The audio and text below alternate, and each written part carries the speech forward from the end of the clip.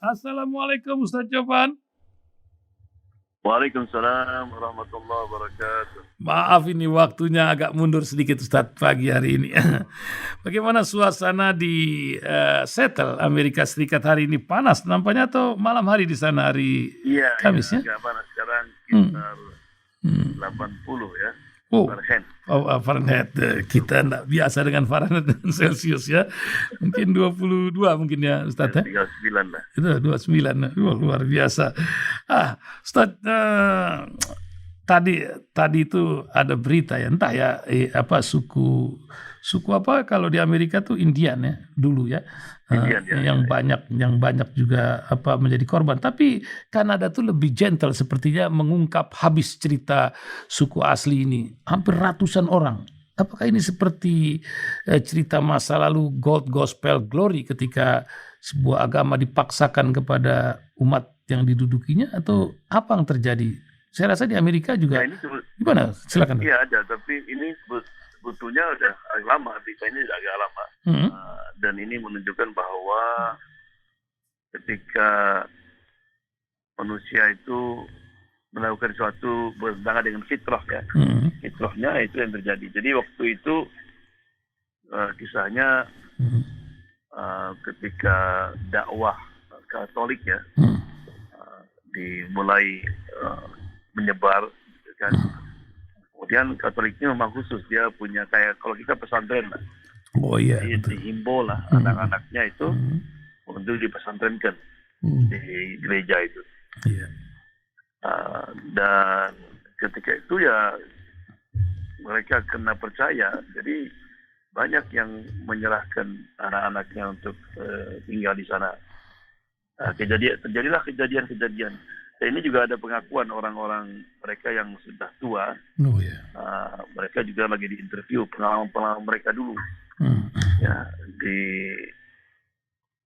dimolested bahasa kita di sini. Jadi perkosa, ya, homo lah. Karena kan pastor itu nggak boleh kawin. Dan, diharamkan kawin untuk dirinya. Ya, manusia itu fitrah kan. Fitrahnya. Ada nafsu dan sebagainya. Jadi dilampias kepada anak-anak itu. Nah, karena mereka takut nanti anak itu berbicara, maka di antara caranya itu dengan dibunuh. Gitu. Jadi ini jadi semacam kejahatan bersama gitu. Jadi saling menutupi tindakan mereka itu. Nah, ini terjadi di Argentina kemarin, di mana-mana terjadi seperti itu. Jadi kena ditutupi ya gitu. Nah, sekarang ini memang menghebohkan juga kejadian di Kanada ini. Dan kita itu baru yang ditemukan. Jadi macam gunung es ya. Sebentar lagi ada. Itu juga di tempat-tempat lain juga lagi diusut ya. Kemungkinan juga ada kejadian karena banyak. Dan kemudian mereka pintar untuk meyakinkan orang tuanya bahwa mereka anak-anak kamu sekarang di surga diambil sama Tuhan gitu kan. Dan sebagainya. Ya nampaknya ini kan menjadi predator yang menjadi masalah isu juga di Amerika ya, setelah AIPAC senjata dan LGBT yang sekarang juga menjadi legalitas tersendiri. Apa yang dakwah macam gimana Ustaz? Apakah ini yang menyebabkan akhirnya orang-orang itu meninggalkan gereja-gereja itu atau bagaimana Ustaz? Seperti ya akibatnya memang dampaknya sekarang kan jarang sekali orang berani menyerahkan anak-anaknya di tempat-tempat pesantren mereka itu. Kemudian sekarang skandal yang terjadi di Inggris juga di sini di Texas ya lagi diusut dan beberapa tempat ternyata banyak usaha-usaha menutupi kejahatan yang ada itu. Karena ini kan mencemarkan nama baik agama dan juga nama baik para pastor itu. Namun demikian memang waktu itu memang berkuasa sih di Amerika juga. Luar biasa. Mereka berkuasa dan dilindungi lah. Namun sekarang ini karena sudah terbuka dan banyak orang-orang tua yang mengeluh dan meminta keadilan, maka sekarang mulai dihadapi dengan serius masalah ini ya. Ya, luar biasa. Ini kadang-kadang kita harus memerlukan doa tersendiri buat para penguasa-penguasa ini ngadepin berbagai kezaliman-kezaliman ini. Tapi ada kezaliman-kezaliman macam-macam ya, apa Ustadz Joban. Mungkin Ustadz Joban bisa memberikan sebuah hikmah buat kita, Ustadz, menghadapi hidup yang luar biasa sekarang ini. Silakan Ustadz Joban. Ya, saya kan hanya akan share sebuah hadis ya. Saya kira sebagai bahan kita untuk hidup supaya tenang dan bahagia. Hadis ini hadis terkenal ya, yang diriwayatkan oleh Abu Hurairah. Ya, di mana Nabi Muhammad SAW bersabda, "Man kana yu'minu billahi wal yawmil akhir, falyakul khairan aw liyasmut. Man kana yu'minu billahi wal yawmil akhir, falyukrim jarahu. Wa man kana yu'minu billahi wal yawmil akhir, falyukrim dhaifahu." Barang siapa yang beriman kepada Allah dan hari akhir, hendaklah berkata yang baik atau diam. Barang siapa yang beriman kepada Allah dan hari akhir, hendaklah dia menghargai, menjaga tetangganya. Barang siapa orang yang beriman kepada Allah dan hari akhir, maka hendaklah dia menghormati tetamunya. Jadi ini hadis sangat penting sekali kita renungkan. Yang pertama yang berhubungan dengan kata-kata atau ucapan. Di sini Allah menghubungkan antara iman kepada Allah dan hari akhir. Padahal iman itu kan ada iman, ada 6 ya, rukun iman itu. Tapi kenapa 2 ini selalu disambungkan? Iman kepada Allah dan iman kepada akhir. Ya. Nah, Allah karena memang itu inti daripada iman. Ya, iman kepada Allah itu mencakup iman kepada semua yang diturunkan oleh Allah Subhanahu wa taala. Namun demikian, kadang-kadang iman kepada Allah saja itu tidak memberikan motivasi. Makanya dihubungkan dengan iman kepada hari akhir. Kalau kita taat kepada Allah, bakti kepada Allah Subhanahu wa taala itu apa hasilnya, apa akibatnya nanti? Kalau kita berdurhaka sama Allah, apa akibatnya nanti? Nah, itu yang membuat orang akhirnya merasa penuh harapan dan takut. Katanya orang yang hanya iman kepada Allah tapi lemah iman kepada hari akhir, seperti orang naik mobil, jalannya turun, pakai rem misalnya mobilnya itu. Nah, sekarang juga kalau kita lihat orang-orang di Amerika ini begitu. Ya, jadi mereka memang jujur, mereka itu satu sama lain saling menghargai dan sebagainya, tapi kalau ada kesempatan juga mereka berbuat ya kejahatan itu karena ada kesempatan.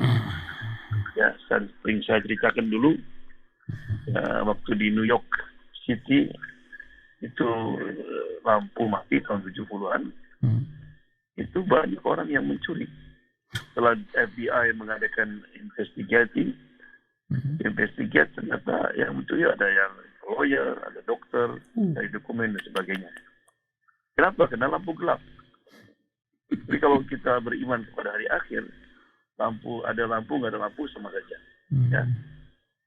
Nah, yang pertama Nabi mengingatkan falyakul khairan, berkatalah yang baik. Nah, karena kadang-kadang orang tidak sadar bahwa kata-kata itu, satu kata itu bisa membuat orang masuk ke surga dan juga bisa membuat orang masuk ke neraka. Ya, jadi oleh karena itu sebaiknya seorang sebelum berkata apa saja itu harus dipikirkan apakah ada manfaatnya, ada baiknya tidak. Kalau tidak, lebih baik diam. Ya. Namun juga diam juga kadang-kadang merugikan. Ya. Kalau kita misalnya lihat sesuatu kemungkaran, kita diam saja itu berbahaya juga. Atau kita di mahkamah, di pengadilan, ya kita menyaksikan peristiwa itu, tapi kita juga diam. Nah, itu juga diam tidak baik. Jadi kita sebagai seorang muslim harus tahu kapan kita bisa bicara, kapan kita diam. Ya. Namun demikian, memang kata Sayyidina Umar, man katsura kalamu katsura qawatu. Barang siapa yang ngomongnya banyak, pasti itu salahnya banyak. Ya. Nah, ada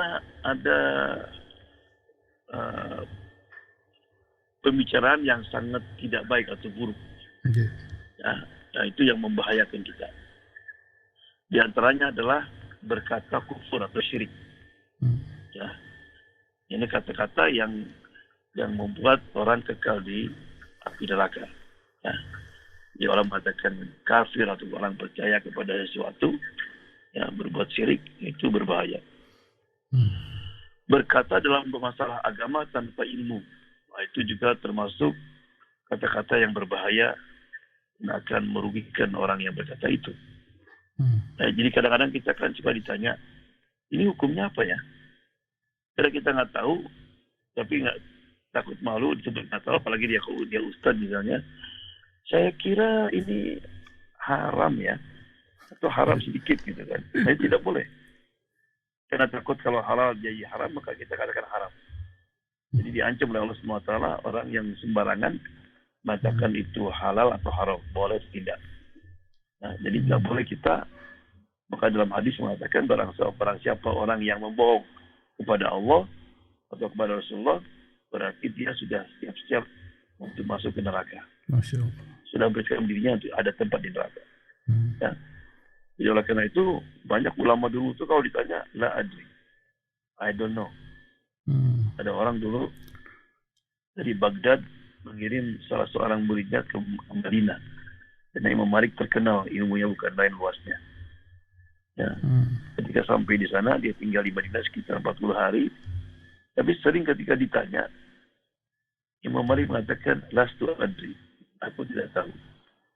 Makanya dia negur, Imam, saya ini pengagum kamu, guru saya pengagum kamu.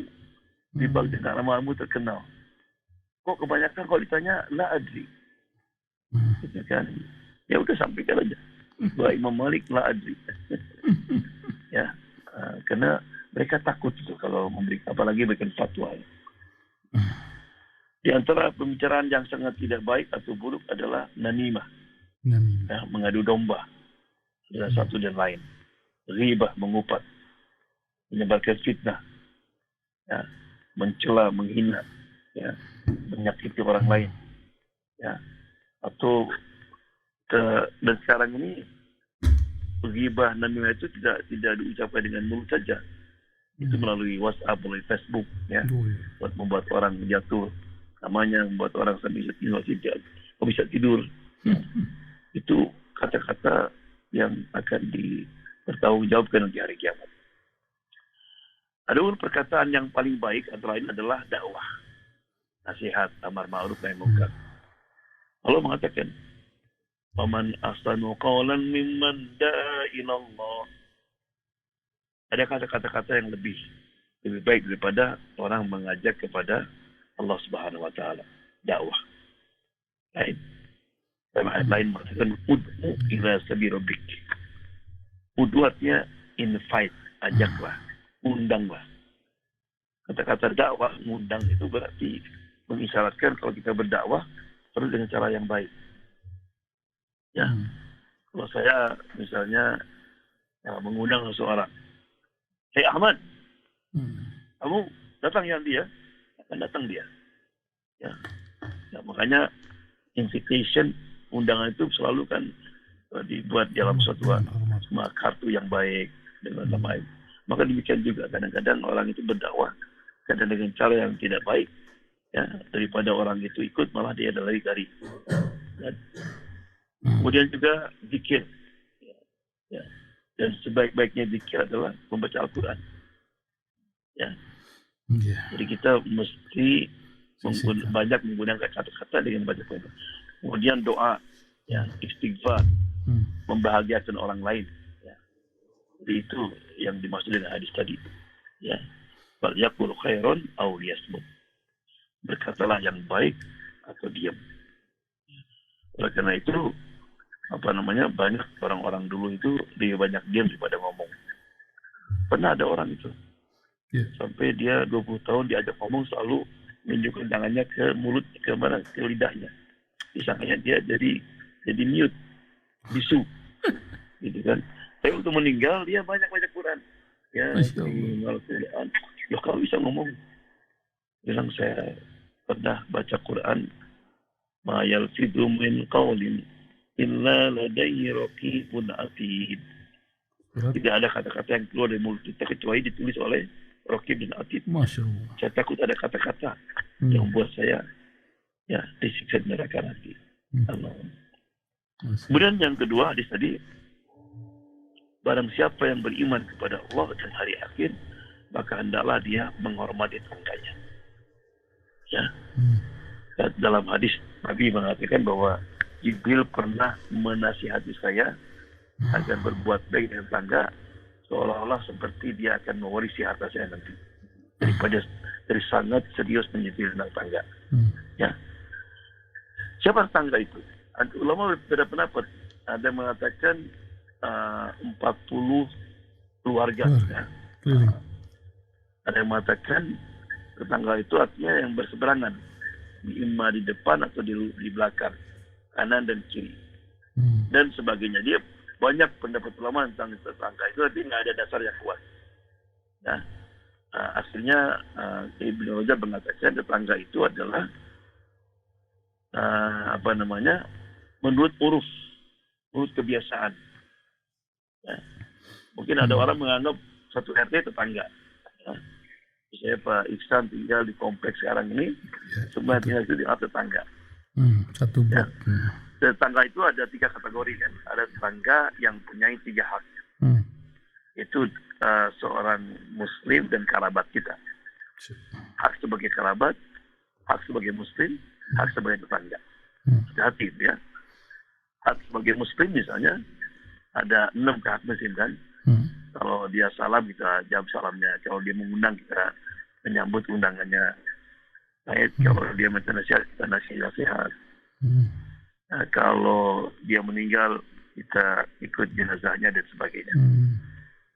Lagi tetangga yang mempunyai 2 hak, yaitu hak sebagai muslim, hak sebagai tetangga. Dia muslim, dia tetangga. Ya, saya sering ceritakan dulu, Imam Abu Hanifah punya tetangga, dan Imam Abu Hanifah tiap malam dia tahajud.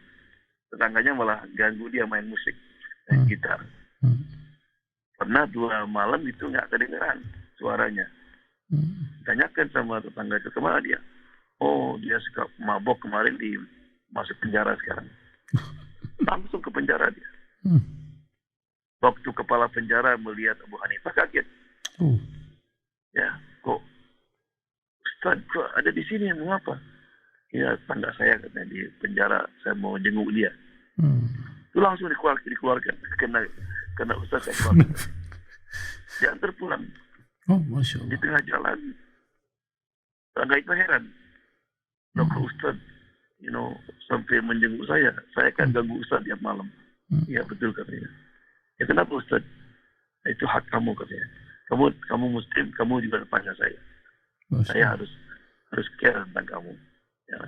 Akhirnya dia menjadi murid yang paling baik. Kan? Yang terakhir tetangga yang non muslim. Dan kita juga harus menjaga tetangga itu. Jangan sampai kita menyakiti, ganggu, malah kita berusaha untuk berdakwah. Ya. Nah, kita ini di Amerika ini begini, alhamdulillah. Kita ini tetangga kita kebanyakan non muslim. Ya.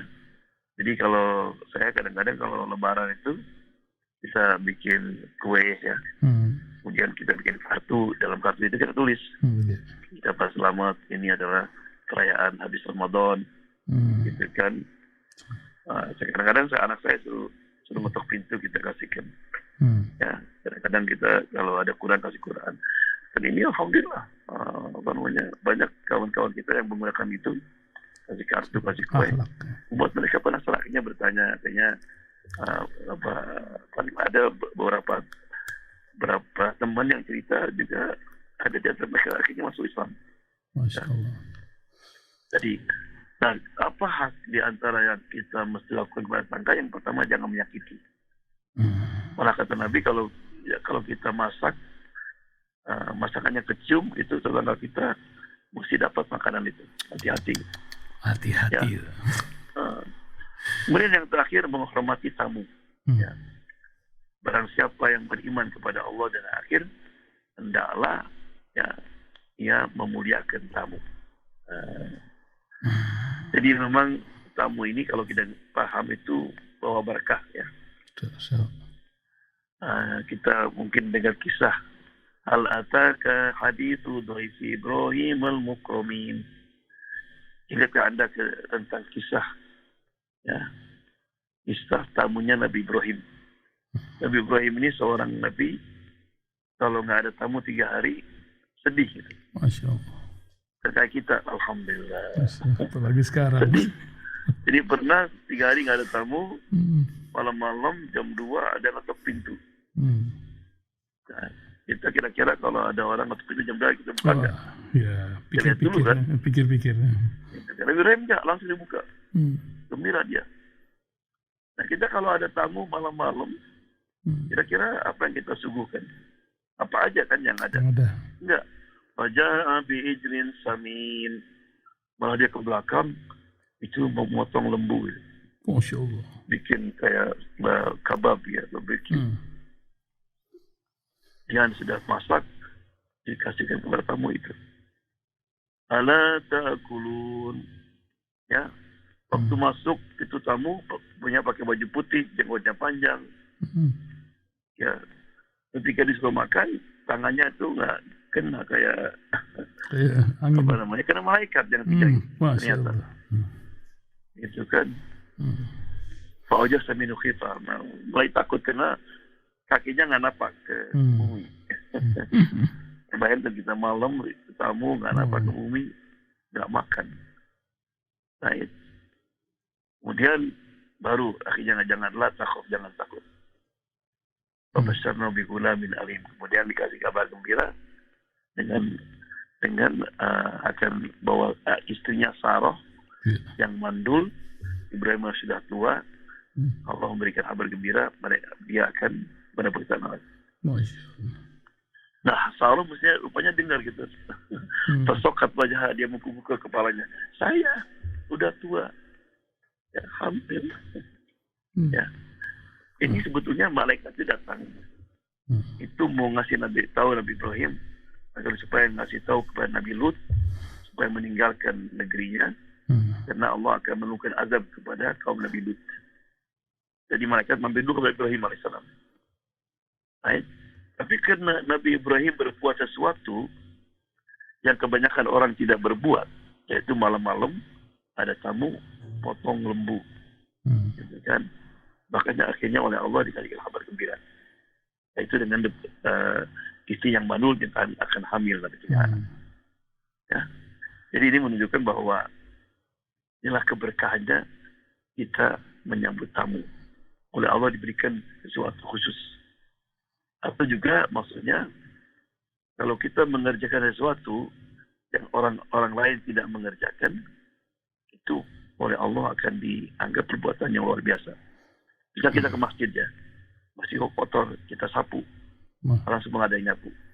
Kita masuk kampung, orang cari sumur, kita gali sumur misalnya. Ya. Makanya kenapa salat malam itu suatu salat yang mulia di sisi Allah Subhanahu Wa Taala, yang pahalanya tinggi. Karena banyak orang tidur. Gitu kan, kita sendiri misalnya yang bangun. Ya. Nah, bagaimana kita menyambut tamu? Pertama kita mesti memuliakan tamu. Baik. Yaitu dengan ketika datang kita memberikan wajah yang berseri-seri. Nah, orang Arab itu bagus kalau ada tamu itu ahlan wa sahlan wa marhaban. Ahlan artinya kamu sekarang menjadi keluarga aku. Wa sahlan, semua untuk kamu easy, gampang, apa aja yang kamu inginkan. Wa marhaban, karena hatiku terbuka. Kemudian menghindarkan makanan dan minuman yang ada. Ya. Dan jika tamu itu datang, jangan kita tidur sebelum mereka tidur. Ya. Berapa lama tamu itu? Maksimum 3 hari. Setelah 3 hari terserah tuan rumah. Namanya sedekah. Ya. Jadi 3 hari ini ada mengatakan sedekah ini artinya wajib. Kita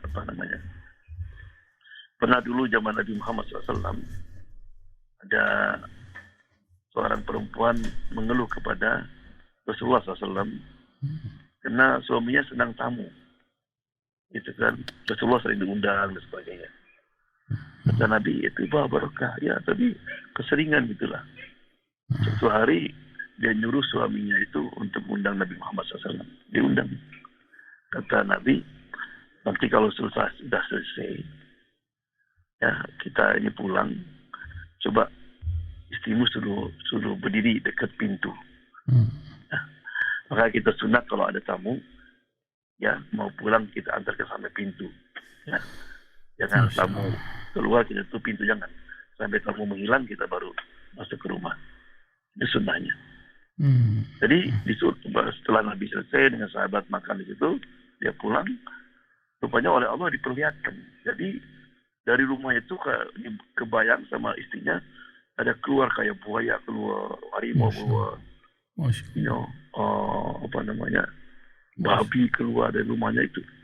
Jin-jin berbentuk. Kemudian ketika suami datang kepada Rasulullah, nah itulah. Jadi semua setan kejahatan itu akan hilang dengan kedatangan tamu kalau kita menyambut tamu itu. Ya. Insyaallah. Jadi kesimpulannya hadis tadi ya, yang perlu kita perhatikan pertama adalah hati-hati dalam menggunakan lidah. Ya, hati-hati. Ya, karena lidah itu juga menentukannya. Kemarin juga hakim yang memberikan keputusan itu harus berisik itu ditanggungjawabkan nanti itu. Ya, karena apapun yang diucapkan di hari kiamat akan diperjuangkan, dipertanggungjawabkan. Karena lidah itu lebih tajam daripada pisau. Ya. Orang bisa ditusuk pisau sedikit sakit, tapi sebentar berdekat dengan lidah. Berpikirlah sebelum kita mengucapkan sesuatu. Ya, kemudian jangan menyakiti tetangga. Kalau kita tidak bisa menghibur tetangga, jangan menyakiti. Kata Nabi, bukan seorang mukmin yang tidur nyenyak dan tetangganya lapar. Kita nggak boleh. Nanti hari kiamat kita akan maka ada dalam hadis kan, ya, Allah akan memanggil seseorang, bilang aku lapar, tapi kau tidak memberikan makan kepadaku.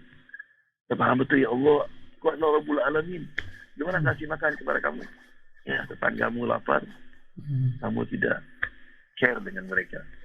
Ya, kemudian ingat bahwa tamu itu membawa banyak berkah.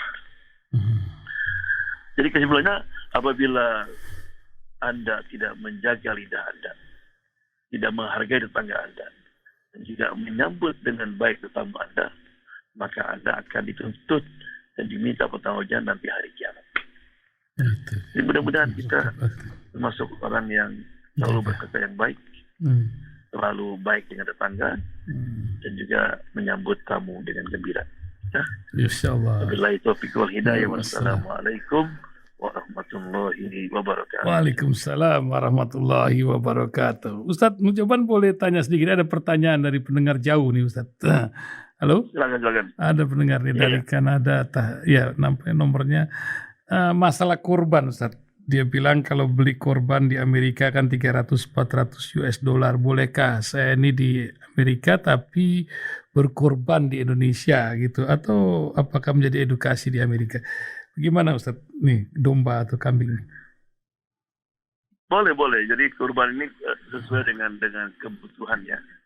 Gitu. Kalau memang dia mampu ya bagus. Kurban di sini dan kurban di Indonesia. Dan karena di sini juga di Amerika ini sekarang banyak juga refugi. Oh ya. Karena tujuan kurban juga menggembirakan orang-orang kita. Pendidikan ya. Namun demikian, kalau kita kemampuannya terbatas ya lebih baik kurban di Indonesia atau di Gaza. Tempat-tempat karena bagi mereka kita ini alhamdulillah tiap hari makan daging gampang. Masya Allah. Orang-orang kayak di Gaza, susah. kayak mungkin di kampung-kampung di Indonesia banyak orang yang tidak mampu. Dan itu pahalanya lebih besar karena kita memberikan daging kepada orang yang jarang makan daging. Terima kasih Ustadz Joban, dan kabar duka juga datang dari Miami. Kalau nggak salah ini 99 orang masih hilang atas apartemen yang rubuh baru-baru beberapa jam yang lalu ya dikabarkan dari CNN Indonesia pagi hari ini 180 orang hilang, tapi 90 yang belum ketemu. Ya duka memang kapan saja bisa terjadi. Terima kasih Ustaz Joban atas ingatannya dan semoga kita menjaga lisan kita selalu. Assalamualaikum Ustaz Joban. Waalaikumsalam warahmatullahi wabarakatuh.